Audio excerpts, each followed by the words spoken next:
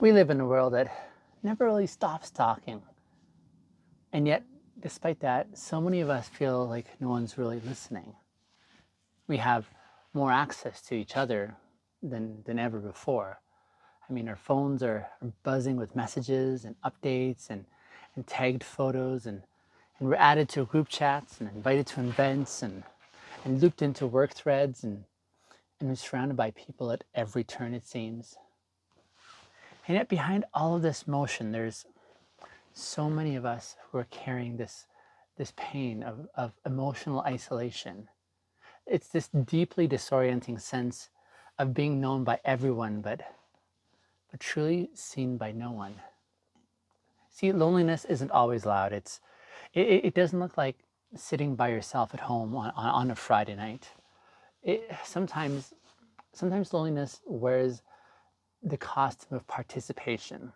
It shows up at brunch, it nods at meetings, it laughs when it's supposed to, and inside it whispers, no one actually knows how much I'm holding. This episode today is for those of us who have been carrying this invisible weight in rooms that are full of people. It's for the ones who show up with a smile but are secretly wondering whether anyone would notice if they stop trying. It's for the ones who are tired of pretending to feel connected when something inside quietly knows that they aren't. This kind of loneliness is particularly difficult to name because it doesn't really fit the classic mold, does it? When we're physically alone, people understand the need for companionship.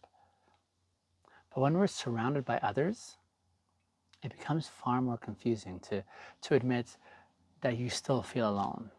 And people assume that being in a relationship and having friends or belonging to a community should erase all of those feelings of isolation.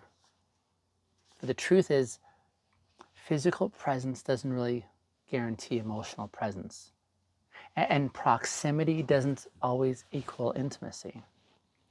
Sometimes the loneliest place is the one where we can't even say that we're lonely because we're really afraid that it'll make us seem ungrateful or dramatic or broken. This hidden loneliness often begins when we start compromising our internal truths just so that we can maintain external harmony. So we tell half truths about how we're doing because we don't really want to be a burden. And we filter our pain and soften our opinions and downplay our struggles just so that we can keep things light and easy and socially acceptable. But over time, those filtered interactions really erode our sense of being known. And eventually we start wondering if no one sees the real us. And if they don't, are we even here? Do we belong here? And that's where the isolation creeps in. Not because no one's around, but because the self that is being included isn't really fully us. That's why I believe that the antidote to this kind of loneliness isn't just more people, it's more truth. And that brings us to this intersection of two things that we talk a lot about in this space, and that is integrity and intimacy. Integrity for me is about living in alignment with your inner truth, and it means refusing to betray yourself in order to belong. And it's about showing up as a whole person, messy, evolving, uncertain at times, but you're being real. And intimacy is what happens when that truth gets to be seen. When we risk sharing our unfiltered selves and someone actually stays. It's not just closeness, it's being known. It's the moment when someone doesn't flinch at the parts of you that you've spent years trying to hide. It's when connection isn't earned through perfection, but instead it's offered through presence. But most of us don't grow up in cultures that teach us this, do we? We usually grow up being rewarded for performance, and we're taught to keep the peace, right? Not to tell the truth, and we learn to become who we think that others want us to be. So just so that we can stay connected. And so we trade vulnerability for approval, and we trade truth for validation. We trade possibility of being loved for who we are, for this temporary safety of being liked for who we're pretending to be. And that safety is often short-lived, because at some point we realize that even when we're surrounded by people, we still feel like we're on our own. We laugh at the jokes that really don't feel funny, and we agree to opinions that we don't really hold. And we say, I'm fine, when really we're not. We become fluent in this language of disconnection. And then we wonder why we feel so alone. In this episode today, we're going to walk through what this kind of isolation really does to us, right? Not just emotionally, but physiologically and spiritually as well. And I also want to talk about the cultural roots that feed this, the messages that reinforce it, and the way that we often gaslight ourselves out of admitting how painful it really is. And then finally, I want us to explore how integrity and intimacy can lead us out of it. Not overnight, not all at once, but in these steady, honest steps that reconnect us to ourselves and make room for others to meet us there.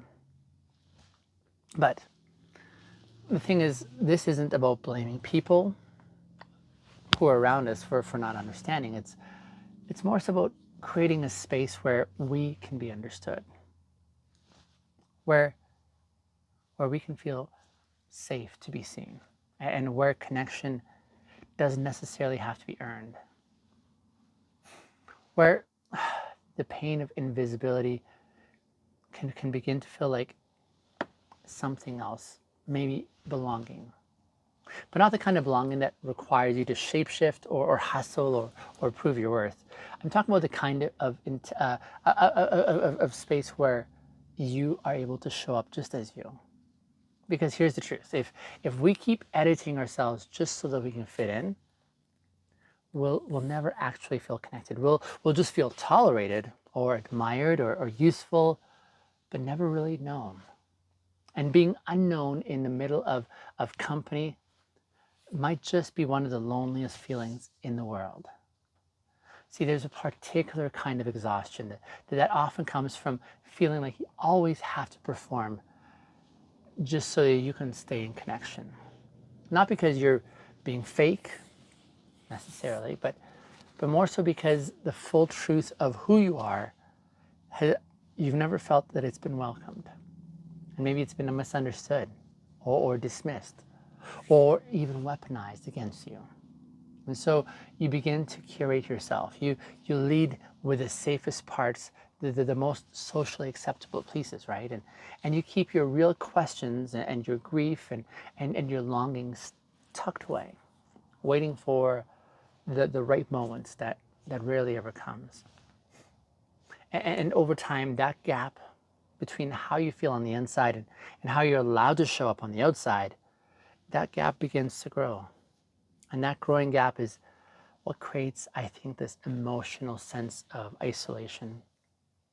Even when you're technically not alone, you start to feel as though you're living behind a glass. Visible, yes, but untouchable. Because people can see you, but they can't really quite reach you. And you can't really quite let them reach you. It's not that you don't want to connect with them, but it's because there's a fear that if you let the full truth of yourself out, the little threads of connection that you do have will snap. So you settle for this partial connection, this surface connection, the kind that lets you participate in the group chats and share memes and show up to dinner, but it doesn't actually ease the pain that's gnawing on the inside of you when you're feeling all alone again. And that pain isn't just social, that I would say that pain has biological effects as well. Research shows that chronic emotional loneliness It triggers the same parts of the brain that light up when you're physically in pain. The body doesn't really separate emotional disconnection from harm. In fact, isolation can really impact our immune systems and increase inflammation and even shorten one's lifespan. This isn't just like a mental health issue. It's a full body, full soul experience of erosion. But because it's invisible, because we don't have ways of talking about it often, we tend to blame ourselves for even feeling it. And we think, if I feel this disconnected, maybe I'm just too needy. If I'm still lonely with all these people around me, maybe there's something that's wrong with me. Or if I speak up about this, I'm sure I'm going to ruin the vibe.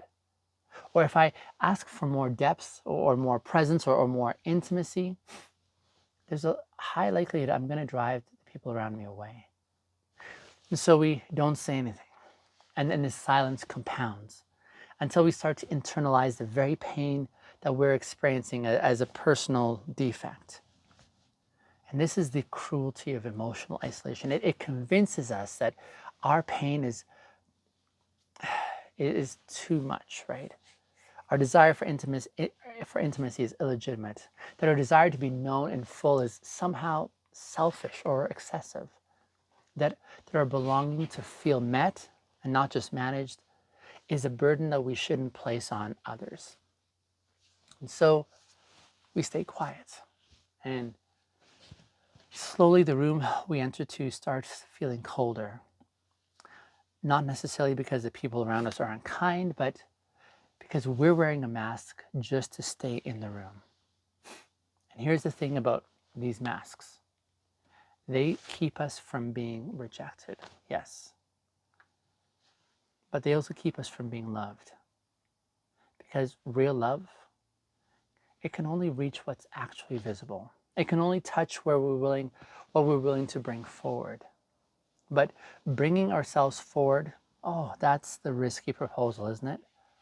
Especially in a culture that often rewards the curated version of ourselves. Especially in those spaces where emotional honesty has been punished. And especially when the stakes feel so high, when we fear losing the few connections that we actually do have. And so we hold back. But holding back for too long can harden something else as well. It can morph into bitterness and resentment and emotional withdrawal and this sense of numbness. And that's when the emotional isolation stops feeling like pain and instead it starts to feel like a kind of armor that we put on. We convince ourselves that we don't need to be seen, that we're actually fine on our own, and that it's safer not to expect any intimacy, that we're better off for not even trying to explain ourselves in the first place. And underneath that armor, this longing continues to exist, even if it's buried under the jokes or busyness or this tough exterior that we pose, or it's still there. And that's because humans aren't meant to live life unseen. We're not wired to perform every moment for our connection. We really need spaces where we don't have to be on, where we can unravel without being abandoned, where we can say, I'm not doing okay. And the response be, we're met with presence and not pity. See, that's what intimacy is. And it's not the romantic kind of intimacy I'm referencing. It's the human kind of intimacy, the kind that sits with you in your mess, not to fix you, but just to let you know that you're not carrying it alone.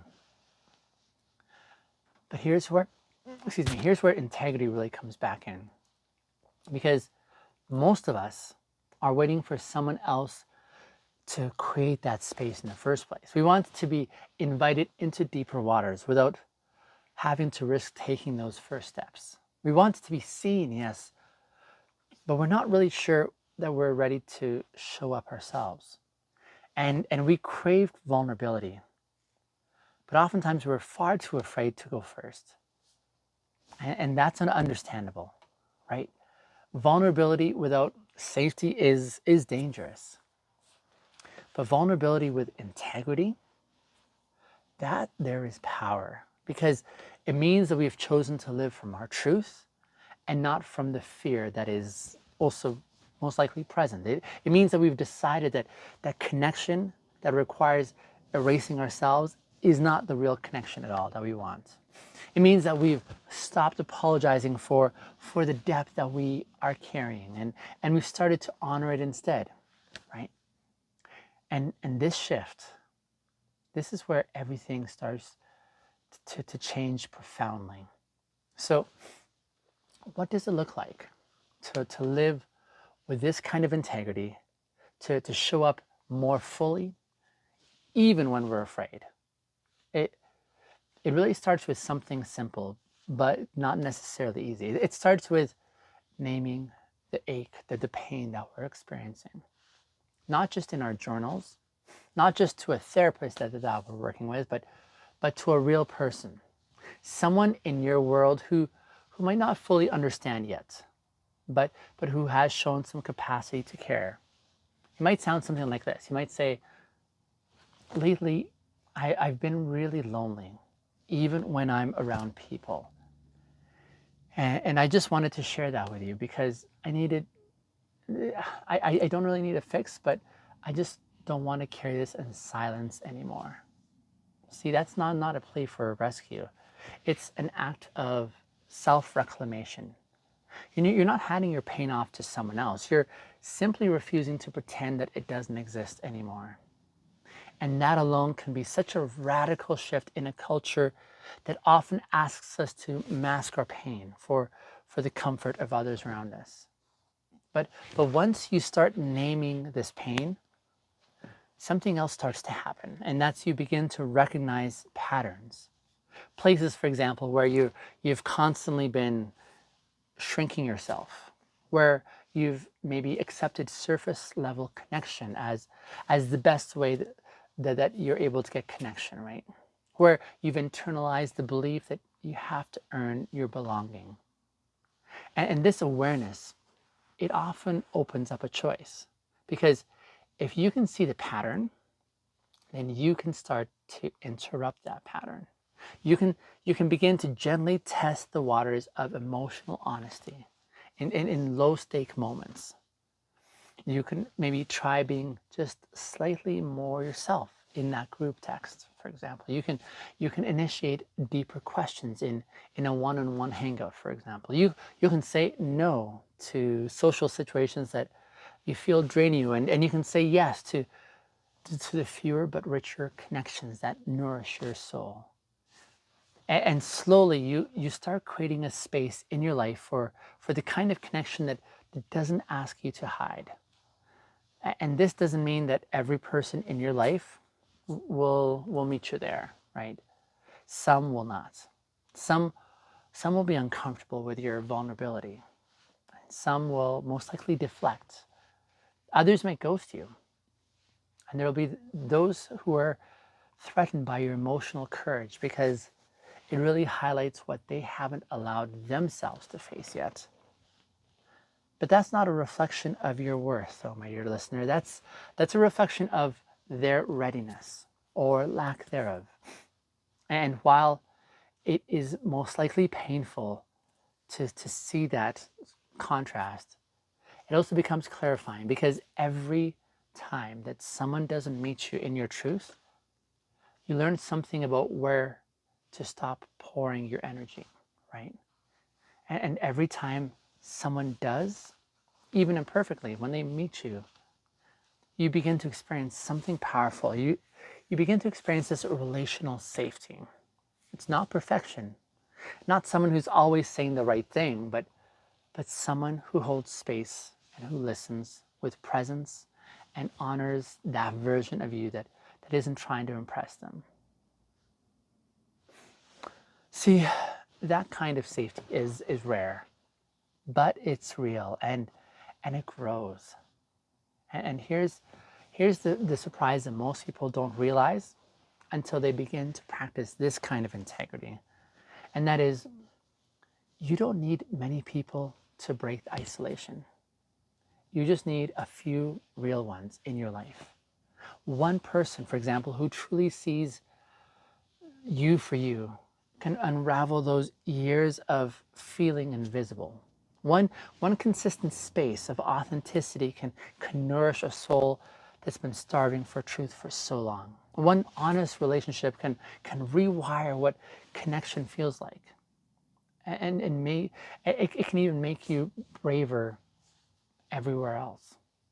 See, this is why integrity and intimacy go hand in hand, because intimacy cannot grow where integrity is absent. See, if we're not showing up as our real selves, then what people are connecting to isn't actually us. It's a version of us that's actually trying to still be safe. And the problem with safety through performance is that it keeps us invisible even when we're included. It creates this illusion of connection while it's starving us of substance. And that's why so many people have felt drained after social interactions that looked successful on the outside. They laughed and they contributed and they looked great in the photos, and they still came home feeling lonelier, even more so than they did when they left, because their truth wasn't touched. Their pain wasn't named. Their full self wasn't really welcomed.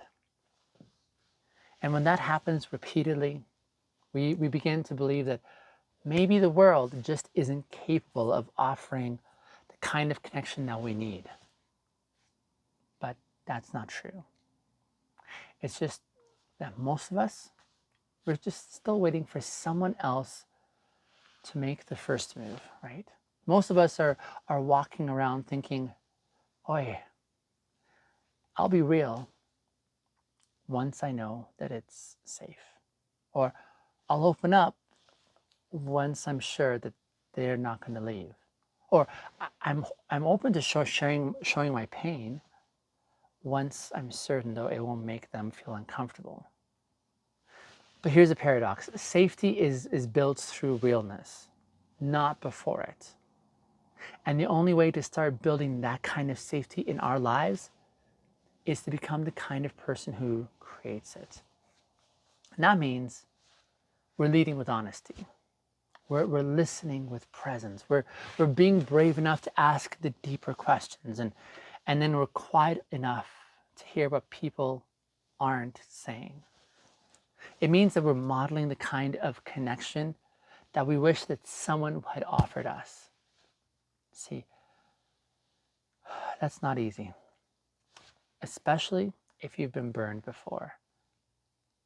But it's powerful, because the more you do it, the more you begin to attract people who are also doing the same thing. And eventually you find yourself surrounded by people who don't just like you, but who actually know you.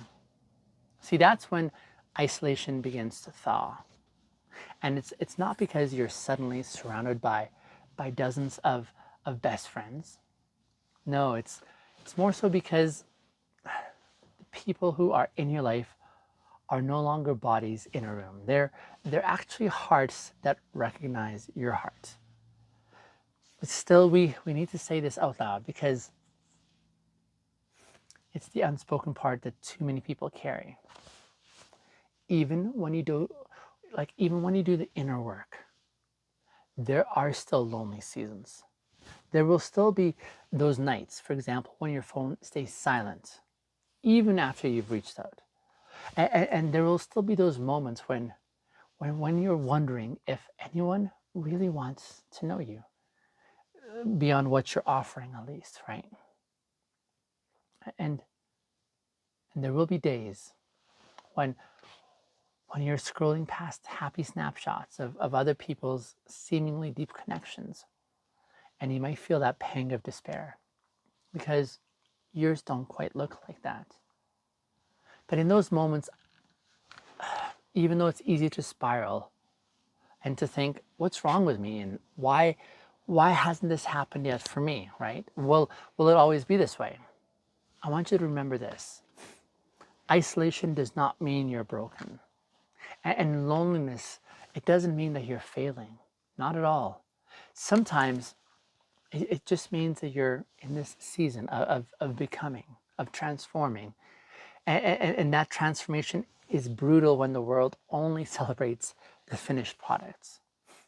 But this journey of stepping out of performance and into integrity and then towards intimacy, it isn't necessarily linear. It's tender, it's messy, it's full of false starts. It's possible to know better and still reach out to people who ghost you. It's possible to still be surrounded by a community and still feel like no one truly understands your inner world. It, it's quite possible to be not alone, but still feel isolated. And that's not a fault. You're not behind. You're not broken. You're just in this in between phase between the the life that you used to perform and the one that you're slowly building with your real self. Between the relationships that felt familiar once upon a time and those relationships which weren't really safe and the kind that now you're learning to cultivate in your life. It's between the protective armor that you once needed and the courage it took to finally take that armor off. This season is painful and it hurts, but the pain isn't proof that you're doing it wrong. It's proof that you're doing something true. Because real connection only comes through real presence. And real presence demands real honesty. And let me tell you, real honesty, oh, that's a rare thing. But it's how everything meaningful begins.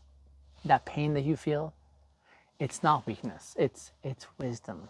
It's your body and your soul refusing to settle for less than what you were made for.